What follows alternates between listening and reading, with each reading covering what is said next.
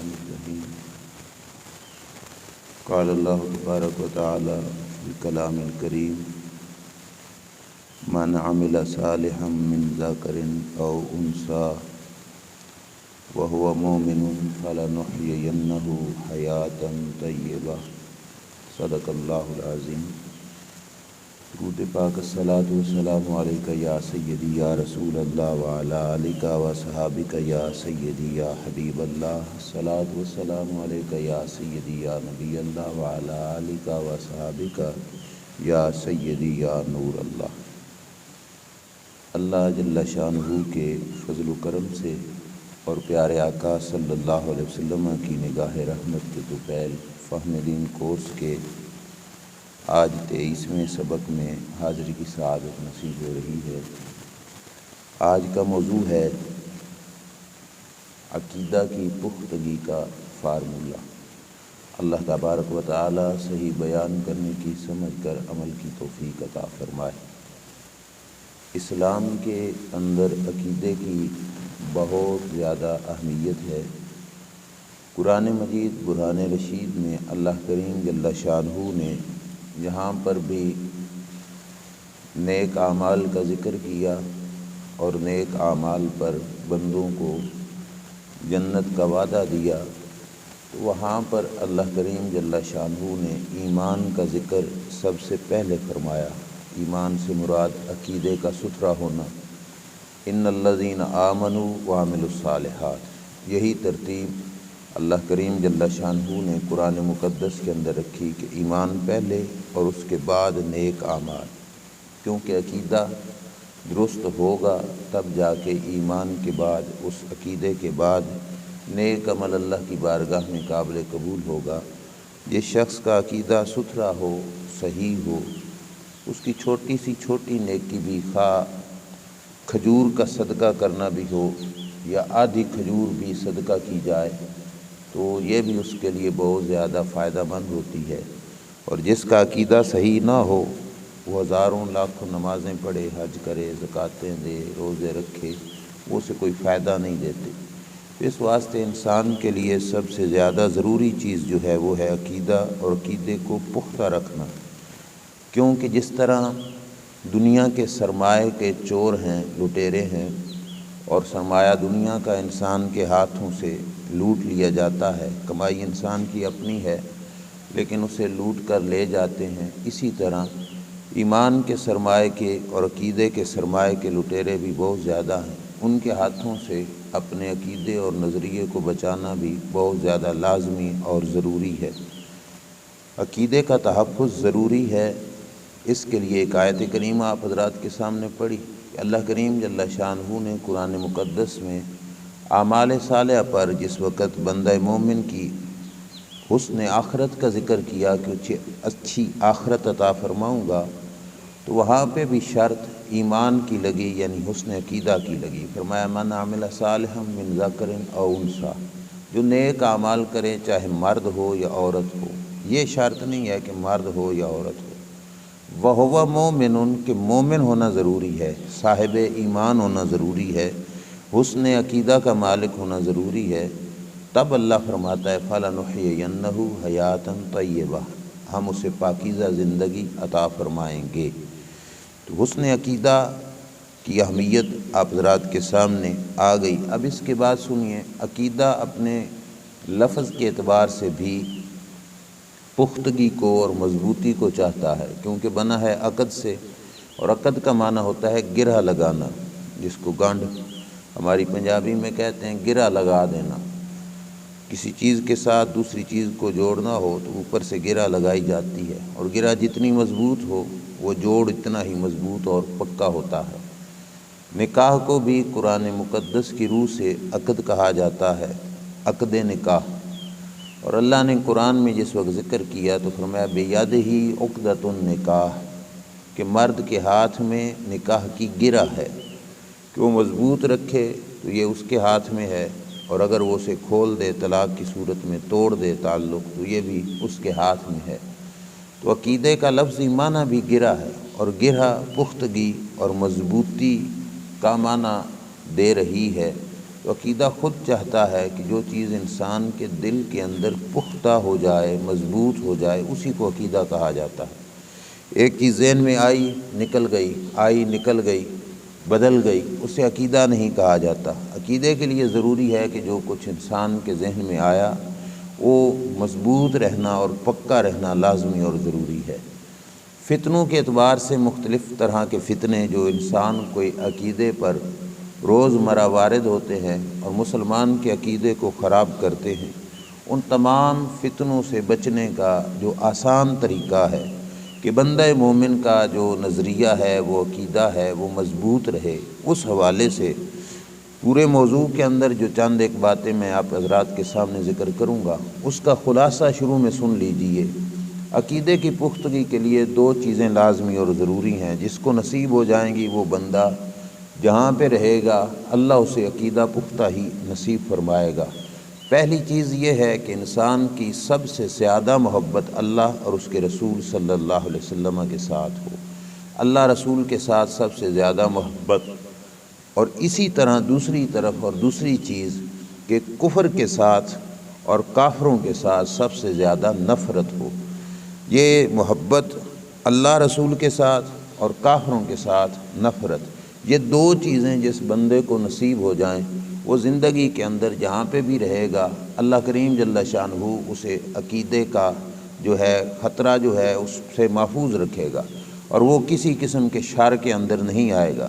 سلطان العارفین سلطان باہو رحمۃ اللہ تعالیٰ علیہ نے فرمایا تھا کہ پاک پلید نہیں ہوندے توڑے راندے وچ پلیتی ہو، کہ وہ پھر پاک ہو اور اس پاکی کے ساتھ اپنے عقیدے کو پختہ کر لے تو پھر اس کی عقیدے کی پختگی پر کوئی چیز رکاوٹ نہیں بنے گی اور عقیدے کی پختگی کو کوئی چیز اپنی زد میں نہیں لے گی۔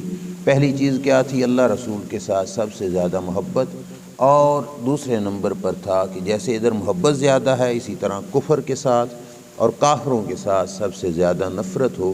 یہ دو چیزیں نصیب ہو جائیں تو وہ شخص اپنے آپ کو عقیدے کی پختگی اسے حاصل ہو جائے گی۔ اب اس مقام پر حدیث پاک سنتے جائیے، رسول اکرم صلی اللہ تعالیٰ علیہ وآلہ وسلم کا فرمان اقدس جو مشکوٰۃ شریف کے اندر بھی موجود ہے کہ رسول اکرم صلی اللہ تعالیٰ علیہ وآلہ وبارک وسلم نے ارشاد فرمایا، ثلاث من کن فیہ وجد بہن حلاوت الایمان، جس بندے کو تین چیزیں نصیب ہو جائیں گی اسے ایمان کی مٹھاس بھی نصیب ہو جائے گی۔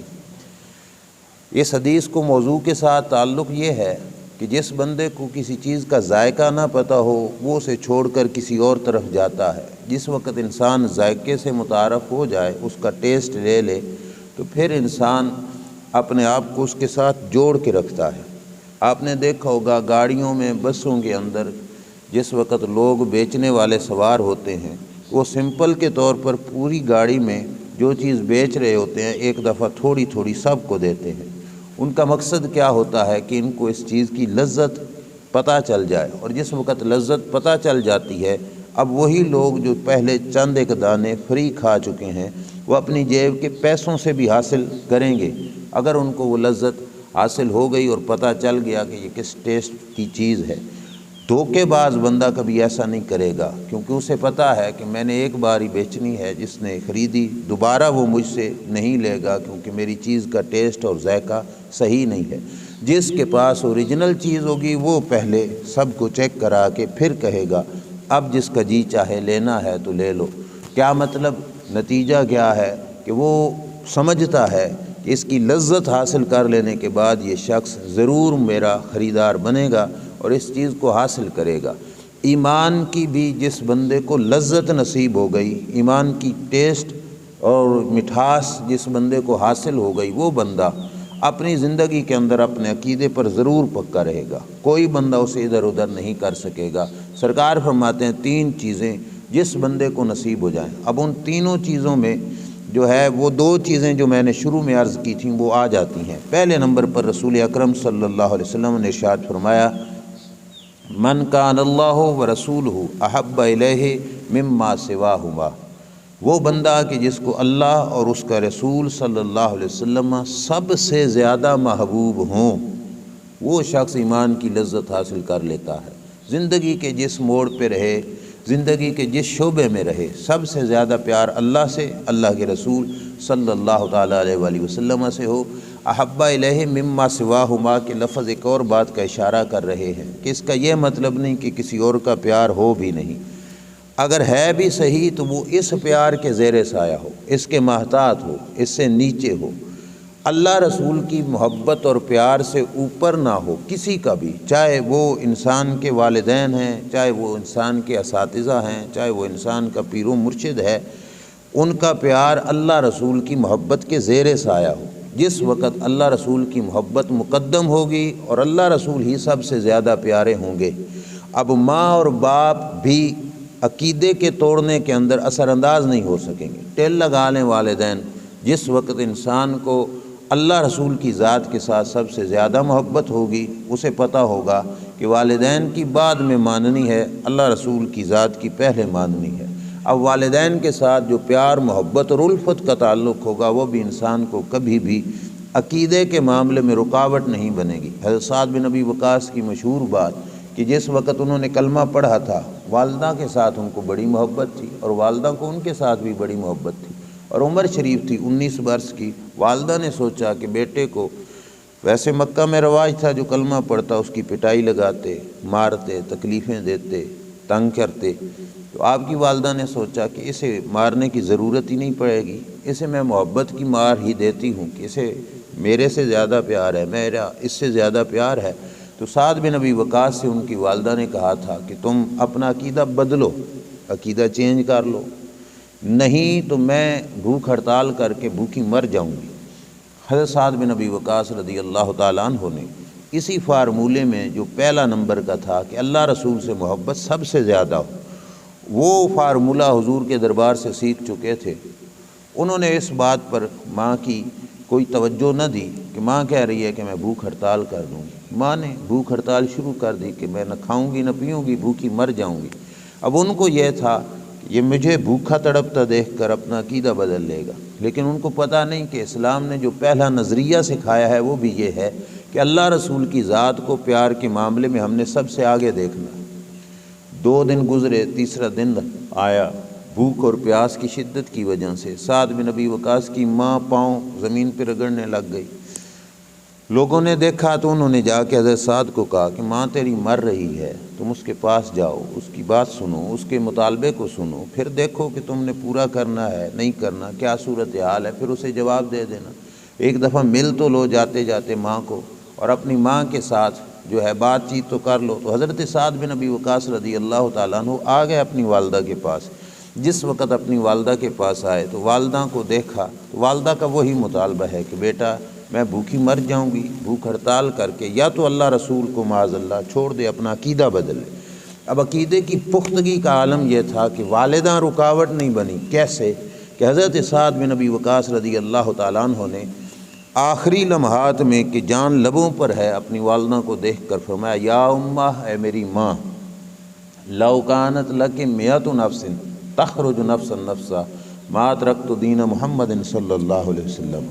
اماں یہ تیری ایک جان ہے، اگر اللہ تعالیٰ تجھے 100 جانوں سے بھی نوازتا اور تو 100 جانیں لینے کے بعد 100 بار میرے سامنے مرتی، ایک بار مرتی پھر زندہ ہوتی، پھر مر جاتی، پھر زندہ ہوتی، 100 جانیں ہوتی اور 100 بار بھی تو مرتی، میں نے کبھی اپنا عقیدہ نہیں بدلنا تھا، کیونکہ میں اللہ کے رسول صلی اللہ علیہ وسلم کے دین اقدس پر ہوں۔ اب یہ بات حضرت سعد بن ابی وقاص رضی اللہ تعالیٰ عنہ کی آپ کے سامنے عرض کی، یہ ایک نہیں درجنوں باتیں ایسی صحابہ اکرام علیہم رضوان کی کتب حدیث و تاریخ اور سیرت کے اندر موجود ہیں، لیکن یہاں پر بھی جو اصل فارمولہ استعمال ہوا وہ یہی تھا کہ والدہ جیسا پیار بھی سامنے ہے، لیکن اللہ رسول کا پیار اس سے بھی پہلے ہے، اور سب سے زیادہ محبت رسول کریم صلی اللہ علیہ وسلم کی ذات سے ہو تو پھر انسان کو کسی مقام پر کوئی چیز رکاوٹ نہیں بنتی۔ دوسری چیز جو حضور نے فرمائی کہ 3 چیزیں جن سے ایمان کی مٹھاس حاصل ہوتی ہے، اس میں پہلی تو تھی کہ اللہ رسول سے سب سے زیادہ پیار ہو۔ دوسری کیا ہے؟ فرمایا وَمَنْ أَحَبَّ عَبْدًا لَا يُحِبُّهُ إِلَّا لِلَّهِ، کہ اگر دوسرے بندوں میں سے کسی کے ساتھ پیار کرنا ہی ہے تو اس پیار میں بھی اصل کیا ہو کہ کسی اپنے جیسے انسان سے محبت کر رہا ہے تو وہ پیار خالصتاً اللہ کی ذات کی خاطر ہو، اس میں نہ مفاد ہو نہ اپنا کوئی اور تعلق سامنے ہو۔ اگر کسی بندے کے ساتھ محبت ہو بھی رہی ہے یا محبت کی بھی جا رہی ہے تو اس محبت میں بھی اصل چیز کیا ہو؟ اللہ رسول اللہ جل شانہ اور رسول اکرم صلی اللہ علیہ وسلم کی ذات اقدس ہو، کہ اللہ رسول کی خاطر اس سے پیار ہو، اس کی شخصیت سے نہیں۔ اس کی شخصیت میں جو اللہ رسول کا رنگ نظر آ رہا ہے اس سے پیار ہو۔ اب یہاں پر بھی بہت بڑی بات ہے کہ کئی دفعہ کسی نہ کسی شخصیت کے ساتھ جڑنے والے لوگ اپنے نظریے، اپنے عقیدے اور اپنے ایمان سے ہاتھ دھو بیٹھتے ہیں، اور اس کے اندر وجہ یہ بنتی ہے کہ انہوں نے سارا رشتہ تعلق اس شخصیت کی ذات کے ساتھ جڑا ہوتا ہے۔ اب وہ شخصیت ان کو ادھر کو لے کے جائے تو وہ ادھر چل پڑیں گے، ادھر کو لے کے جائے تو ادھر چل پڑیں گے، اندھے بیل کی طرح وہ پیروی کریں گے۔ یوں کہہ لیجئے کہ وہ شخصیت پرستی کے دل کے اندر پھنسے ہوئے ہوں گے۔ اب بندے سے پیار تو ہونا تھا اللہ رسول کی ذات اقدس کی وجہ سے۔ اگر اسی بندے کی گفتگو، اسی بندے کے ساتھ بیٹھنا، اس بندے کا تعلق تمہیں اللہ رسول سے دور کرتا ہے معاذ اللہ، یا اللہ رسول کی محبت کے مقابلے میں کچھ پیش کر رہا ہے، یا اللہ رسول کی عشق اور پیار کے مقابلے میں کچھ پیش کر رہا ہے، یا بے ادب بنا رہا ہے اللہ رسول جل شانہ کی ذات اقدس، کیا تو پھر اس مقام پر تمہارا حق بنتا ہے کہ تم رب رسول کو نہیں چھوڑو بلکہ اس بندے کو چھوڑ دو، کیونکہ تمہارا اس سے جو تعلق رشتہ تھا وہ اللہ رسول کی ذات کی خاطر تھا۔ اگر وہ بندہ اس مقام پر رکاوٹ ہے اور مسئلہ بن رہا ہے تو تم اسے چھوڑ دو۔ اب یہی چیز درمیان کے اندر جو درمیان میں ذکر کی رسول اکرم صلی اللہ علیہ وسلم نے، یہ بھی لازمی اور ضروری ہے کہ بندوں کے پیار میں بھی اصلیت اور اصل اللہ جل شانہ کا پیار ہو۔ اگر اللہ سے تعلق اس کا نہیں تو وہ جتنا بھی بڑا ہو، جتنا بھی گہرا تعلق ہو، جتنا بھی اس سے پیار ہو، اس سے پیچھے ہٹ جائے اور وہ پیار وہیں پہ ختم ہو کے رہ جائے۔ یہی تقاضا ہے ایمان کی حلاوت اور مٹھاس کے حاصل کرنے کا۔ اور تیسرے نمبر پر وہ چیز جو میں نے دوسرے نمبر پر بیان کی وہ یہ ہے کہ وَمَنْ يَكْرَهُ أَنْ يَعُودَ فِي الْكُفْرِ بَعْدَ أَنْ أَنْقَذَهُ اللَّهُ مِنْهُ كَمَا يَكْرَهُ أَنْ يُلْقَى فِي النَّارِ، کہ کفر کو اتنا ناپسند کرے، اتنی نفرت کرے، کفر سے اتنا دور بھاگے کہ جیسے کوئی شخص آگ سے دور بھاگتا ہے، جلتی ہوئی آگ میں کوئی اسے دھکا دینے لگے تو وہ جتنا بچ سکتا ہے، جتنا زور لگا سکتا ہے اپنے آپ کو بچائے گا۔ فرمایا جس شخص کو کفر سے بچنا اتنا نصیب ہو گیا اور کفر کی نفرت اسے اتنی حاصل ہو گئی کہ جیسے لوگ آگ سے بچتے ہیں اس سے زیادہ نفرت اسے کفر سے ہو گئی، تو فرمایا وہ شخص ایمان اور عقیدے کی سلامتی حاصل کر لے گا اور وہ کسی جگہ پہ مار نہیں کھائے گا، اور اسے اللہ کریم جل شانہ عقیدے کی پختگی عطا فرما دے گا۔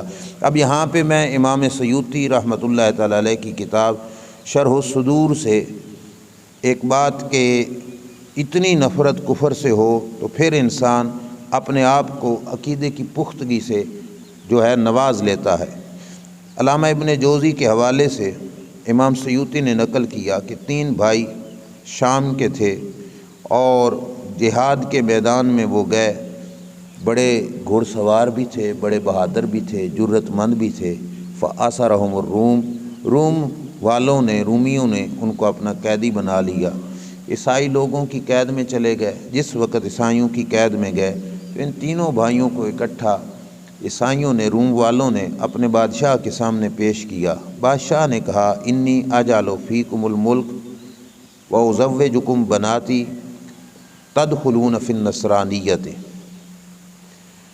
اب بات پہ تھوڑی توجہ کرنا کہ بادشاہ نے پیشکش کیا کی۔ بادشاہ نے کہا کہ تم تینوں، تمہیں میں اپنی سلطنت میں سے بھی حصہ دار بناتا ہوں، میری بادشاہی میں تم حصہ دار ہوگے، میں بادشاہی دیتا ہوں تمہیں۔ اور دوسری پیشکش یہ تھی کہ میں اپنی بچیوں میں سے ایک ایک بچی کا تمہیں رشتہ بھی دیتا ہوں، شہزادی کا رشتہ بھی ہے اور بادشاہی میں تمہیں اپنا حصہ دار بھی بناتا ہوں۔ شرط کیا تھی؟ تدخلون فی النصرانیہ، تم عیسائی مذہب کو قبول کر لو، اپنا عقیدہ بدل لو۔ تینوں کے سامنے بادشاہ نے یہ بات رکھی تو انہوں نے کیا کہا؟ فابو، صاف لفظ ہیں کہ انہوں نے انکار کر دیا۔ نہ تیری بادشاہی کی ضرورت، نہ شہزادی کی ضرورت، ہم اپنے عقیدے کو بدل کر عیسائی مذہب اختیار کریں، ایسا نہیں ہو سکتا۔ انکار کر دیا، اور اس مقام پر انہوں نے وہ نعرہ لگایا جس کا پچھلی حدیث کے ساتھ لنک ہے کہ جس وقت یہ پیشکش ہوئی اور عقیدے پہ حملہ ہو رہا تھا اور بڑا نازک موڑ تھا، تو انکار کے ساتھ انہوں نے ایک نعرہ لگایا، قالو یا محمد آہو صلی اللہ تعالیٰ علیہ وسلم۔ فوراً انہوں نے استغاثہ معنی فریاد کی، اور نام رسول صلی اللہ تعالیٰ علیہ وآلہ وسلم ذکر کیا۔ ایک ہے یا محمد، ایک ہے یا محمد آہو۔ یہ یا محمد آہو فریاد کے طور پر کہ ہمارا یا رسول اللہ صلی اللہ علیہ وسلم آپ کے ساتھ رشتہ ہے، اور ہم اس مصیبت میں ہیں، کتنی بڑی پیشکش، اور ہمیں عقیدے کے بدلنے کا کہا جا رہا ہے۔ فامر المالک بثلاثۃ قدور، بادشاہ نے کہا اچھا 3 بڑے کڑا لے کے آؤ، اگر یہ عقیدہ نہیں بدلتے۔ 3 کڑا لائے گئے، فصب فیہ الزیت، زیتون کا تیل ان کڑاہوں کے اندر ڈال دیا گیا، کڑائیاں تھیں بڑی بڑی اور ان کے اندر زیتون کا تیل ڈالا گیا۔ ثم اوقد تحتہا ثلاثۃ ایام، 3 دنوں تک ان کڑاہوں کے نیچے، ان بڑی بڑی دیگوں کے نیچے آگ جلتی رہی تاکہ وہ تیل تپ کر گرم ہو جائے۔ جس وقت 3 دنوں کی آگ کے بعد وہ تیل ابل گیا، بادشاہ کے سامنے ان 3 دنوں کے اندر وہ تینوں بھائی آتے رہے، اور بادشاہ روزانہ ان کے سامنے عیسائیت کی طرف آنے کی دعوت دیتا رہا، اور اپنے ملک اور جو ہے بچی کے رشتے کی ان کو پیشکش کرتا رہا، اور وہ 3 دن انکار کرتے رہے۔ فولقی الاکبر فی القدر، سب سے پہلے پھر بادشاہ نے کہا اگر تم عقیدہ نہیں بدلتے تو اس دیگ کے اندر، ابلتی ہوئی دیگ کے اندر تمہیں ڈالا جائے گا، اگر تمہیں قبول ہے تو ٹھیک ہے۔ اب دیکھو پچھلی حدیث میں سرکار فرما رہے تھے کہ ایمان کی لذت اسے نصیب ہوگی جس کو کفر میں جانا اسی طرح ناپسند ہو جیسے آگ میں جانا ناپسند ہے، بلکہ کفر میں آگ سے بھی بڑھ کر ناپسند ہو۔ اب جلتی ہوئی آگ اور تپتا ہوا تیل ابلتا ہوا، جس وقت بادشاہ نے پیشکش کی انہوں نے انکار کر دیا، بڑے بھائی کو دھکا دیا گیا اور وہ ابلتے ہوئے تیل کے اندر گرا، اور جس وقت ابلتے ہوئے تیل کے اندر گیا، دیکھا دیکھی فوراً اس کا جو ہڈیوں سے گوشت تھا وہ الگ ہو گیا، ہڈیاں بھی جل گئیں اور گوشت بھی جل گیا۔ دوسرے نمبر پر اب یہ 2 بھائیوں کے سامنے ایک بھائی مر چکا ہے۔ بادشاہ نے درمیان والے سے پوچھا ہاں بھائی تم؟ اس نے کہا نہیں، میں اپنا عقیدہ نہیں بدل سکتا، عقیدے پہ پکا ہوں۔ بادشاہ نے اس کو بھی دھکا دلوایا، وہ بھی گیا۔ 2 بڑے بھائی سب سے چھوٹے کے سامنے جل کر راکھ ہو چکے ہیں اور مر چکے ہیں۔ ثم ادن الاصغر، پھر اس کڑا کے قریب سب سے چھوٹے کو لایا گیا۔ فجعل یفتن عن دینہ بکل امر، ہر قسم کی اور بھی پیشکشیں کرتا رہا کہ تاکہ یہ بچہ چھوٹا اپنے دین سے باز آ جائے، لیکن وہ جتنی کوششیں تھیں وہ ساری کی ساری ناکام ہو گئی۔ اب بادشاہ کی کچہری میں ایک وزیر بیٹھا تھا، اس نے دیکھا کہ اس کی عمر چھوٹی ہے اور یہ بچہ اس ضد پر ہے کہ میں اپنا عقیدہ نہیں بدلتا، کڑا میں جائے گا جل جائے گا، 2 بھائی اس کے موت کا شکار ہو گئے۔ اس نے بادشاہ سے اٹھ کر کہا بادشاہ سلامت کچھ وقت دو، میں حامی بھرتا ہوں کہ میں اس کا عقیدہ بدل لوں گا اور میں اسے عیسائیت کی طرف لے کے آ جاؤں گا۔ بادشاہ نے کہا ٹھیک ہے، اگر عقیدہ بدلتا ہے تو ہم اسے آگ میں نہیں جلاتے۔ اور اس نے یہ کہا کہ مجھے پتہ ہے عرب کے لوگ حسن کے سب سے زیادہ شیدائی ہوتے ہیں، عورتوں کی طرف ان کی رغبت زیادہ ہوتی ہے، میں عورت کے فتنے سے اس پہ حملہ کروں گا تاکہ یہ شخص اپنا عقیدہ بدل۔ بادشاہ نے اس کے حوالے کر دیا، اس نے کچھ وقت لیا اور وقت لے کر چلا گیا۔ 40 دن کا وقت مقرر ہوا، وہ وزیر اس بچے کو، مسلمان بچے کو گھر لے گیا، فادخلہ، گھر میں داخل کیا اور اپنی بچی کے ذمے لگایا کہ تو نے اسے اپنی طرف ورگلانا ہے، اور جب یہ تیرے شکنجے میں جکڑا جائے اور تجھ سے اپنی خواہش نفس کا مطالبہ کرے تو پھر شرط یہ لگا دینی کہ تیری خواہش پوری ہوگی اگر تو عیسائی ہو، تو پھر یہ عیسائیت کی طرف آ جائے گا۔ لڑکی نے کہا ابا جان یہ تو میرے لیے آسان سا کھیل ہے، میں آسانی سے اس کو اپنے مذہب سے پھیر لوں گی اور یہ عیسائی مذہب کی طرف چلا جائے گا۔ اکثر مدت گزر گئی، 40 دنوں میں سے 20 سے زیادہ وقت گزر گئے۔ وزیر نے بچی سے پوچھا تو نے کیا کیا؟ تو اس نے کہا اتنا وقت گزر گیا ہے، آج تک ابھی تک اس بچے نے میری طرف نظر اٹھا کے بھی نہیں دیکھا، اور میں یہاں پہ کچھ بھی نہیں کر سکتی، اور بہانہ اور عذر اس کے ذہن میں یہ آیا۔ اب شیطان اپنوں کو اپنی باتیں سکھاتا ہے۔ اس نے کہا کہ چونکہ اس دیس میں، اس علاقے میں، اس جگہ پر اس کے 2 بھائی مارے گئے ہیں، مر گئے ہیں، تو اس کو ان کا غم ہے، اس وجہ سے یہ نظریں نہیں اٹھاتا۔ کسی اور جگہ پر جہاں پہ ماحول بڑا خوشگوار ہو، اچھا ماحول ہو، وہاں پہ ہم دونوں کو بھیجو تو میں اسے جھٹ پل میں ورغلا لوں گی۔ بادشاہ کے وزیر نے کہا کہ ٹھیک ہے، کوئی اچھی سی جگہ اچھے شہر میں دے دی گئی، اور کچھ مدت میں بھی اضافہ کر لیا گیا۔ کرتے کرتے عورت اور لڑکی وہ پوری کوشش کرتی رہی، لیکن اس لڑکے کی صورتحال یہ تھی کہ دن کو روزہ رکھتا اور رات بھر اللہ کی عبادت میں مصروف رہتا، اور سر اٹھا کے بھی اس نے نہیں دیکھا کہ لڑکی ہے کیسی۔ اب جس وقت مدت بالکل ختم ہونے کے قریب پہنچی تو اس وقت اس لڑکی نے اس لڑکے کے سامنے اپنے آپ کے عجز کا اظہار کر لیا۔ اب دیکھو، فقالت الجاریۃ لیلۃ یا ھذا انی اراک تقدس ربا، دیکھ کے کہنے لگی کہ اے بندہ خدا، مجھے لگتا ہے جس رب کی تو عبادت کرتا ہے وہ رب بڑا مقدس ہے، وہ رب بڑا مقدس ہے۔ وَإِنِّي قَدْ دَخَلْتُ مَعَكَ فِي دِينِكَ وَتَرَكْتُ دِينَ آبَائِي، میں اپنا دین چھوڑ کر، عیسائیت چھوڑ کر تیرے نبی کے دین میں داخل ہوتی ہوں۔ اب اتنی کوشش کے باوجود، یہ ہے عقیدے کی پختگی کہ وہ شخص اپنا عقیدہ نہیں بدل رہا۔ اس نے کہا میں اپنا مذہب چھوڑ کر، عیسائیت چھوڑ کر تیرے دین کی طرف آتی ہوں، مجھے اپنے دین کے اندر داخل کر کہ تو کس رب کو ماننے والا ہے، اور وہ رب کے ساتھ تیرا تعلق کتنا گہرا ہے کہ تو میری طرف نظر ہی نہیں اٹھا رہا۔